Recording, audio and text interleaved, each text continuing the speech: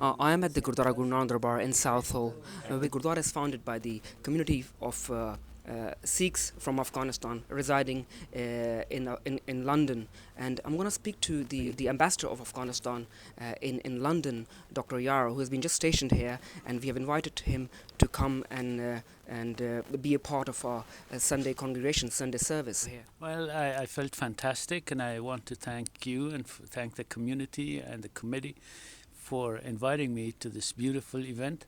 I was very impressed by the presence of these honorable people and my fellow countrymen. I'm very impressed and I'm very happy, and I thank everybody for allowing me to have this opportunity to be here. دعوت مایان را پذیرفته با ما افتخار بخشیدند که به این عبادتگاه تشریف آوردند. تشریف آوری جلالت مآب را از ته دل با نمایندگی از مردم سکای افغانی مقیم بریتانیا و با نمایندگی از کمیته این عبادتگاه خیر مقدم گفته خوش آمدید میگویم.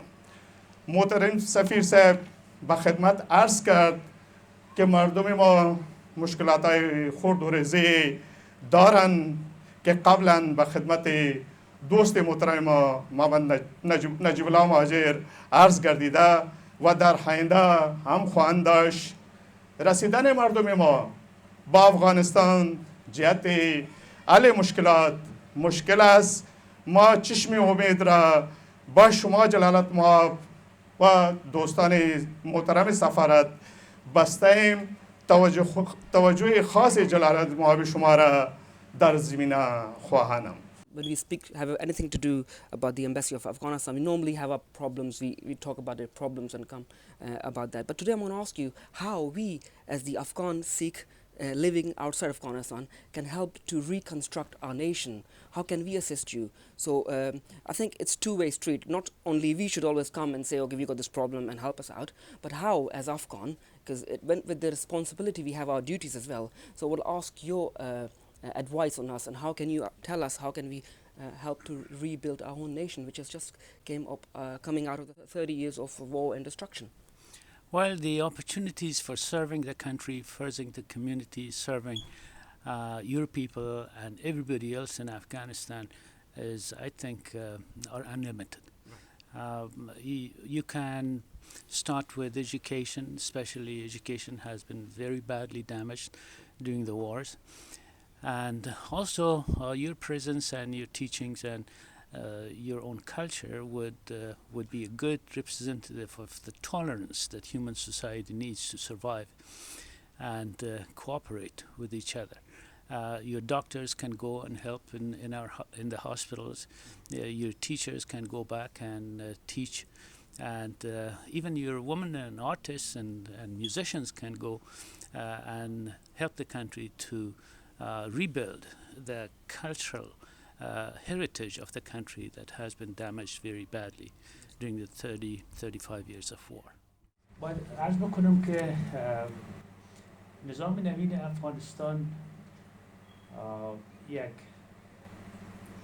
صفحه تازه و نو در حیات سیاسی و اجتماعی مملکت به وجود آورده و این صفحه نو نوید برادری و دوستی و همبستگی تمام اقشار مردم افغانستان و شما و به سایر مردم افغانستان میرسند.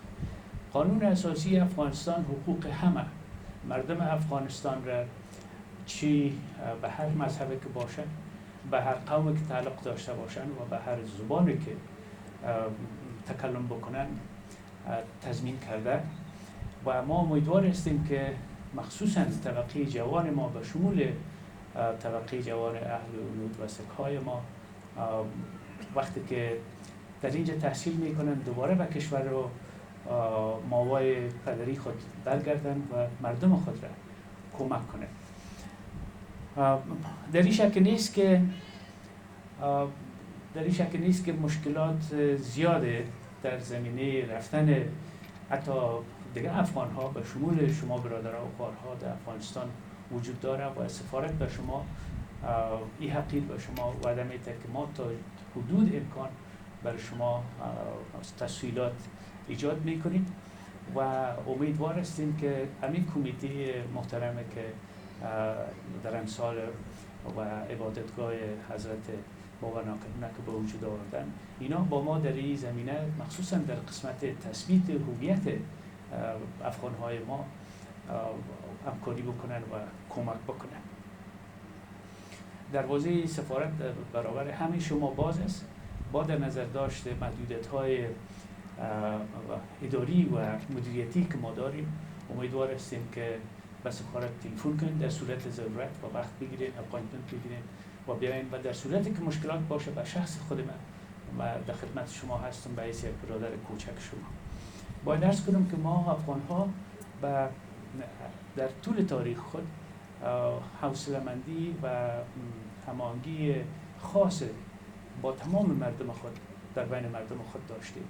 اگر به یاد شما باشه، من نمی‌فهمم کسی در افغانستان به سینما اگر درس خوانده باشن یادشان است که یکی از چیزهایی که ما را در صنف درس میدادن همین بود، یک شعر حضرت سعدی بود که میگفت که بنی آدم اعضای یکدیگرند که از آفرینش ز یک جوهرند، چه عضوی به درد آورد روزگار دیگر عضوها را نماند قرار، تو که از مهنت دیگران بی‌غمی نشاید که نامت نهند آدمی.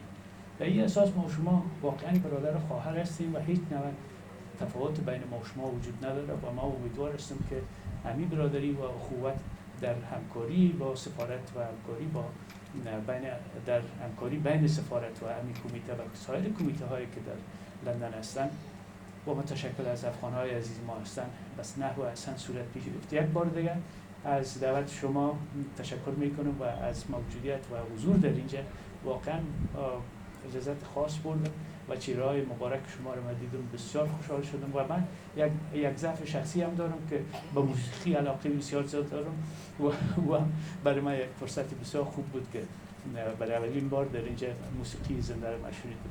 بسیار زیاد تشکر. It is true that the country has some problems, but it is also very true that the country has made great progress during the last 10 years to leave behind the relics and the negative heritages of the past 30 years of war. ما سفیر صاحب یک کلم سپاسگزار و تشکر میکنم. در خاتمه یک صلح سرتاسری در کشور عزیز ما یعنی زادگاه ما و اجداد ما، یک صلح و آرامی در سر جهان و موفقیت مزید جلالت مواب شما همکاران و دوستان سفارت را در کارهای روزمره شما از بارگاه عزیزی تمنا دارم. زنده باد افغانستان، همیشه باد همبستگی مردم افغانستان، ژوندی دی افغانستان، تل دی افغانستان، دی خلق و ملی یووالی با هر احترام خدایار و مددگارتان.